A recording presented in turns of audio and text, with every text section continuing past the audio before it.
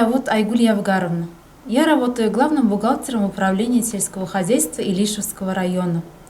И сегодня хочу поздравить всех мужчин, тружеников сельского хозяйства с Днем Защитника Отечества.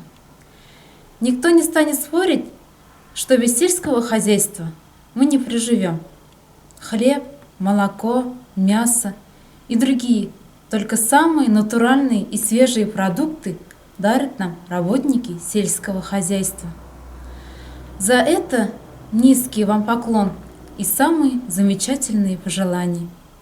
Пусть работа всегда приносит удовольствие, а земля радует богатым урожаем. Спасибо за вашу преданность малой родине, упорный, кропотливый труд во благо всего народа. Благодаря каждому из вас мы обеспечены экологическими чистыми и качественными продуктами питания, а главное – свежим и вкусным хлебом. С праздником вас! Пусть здоровье не подводит, планы осуществляются, а мечты сбываются.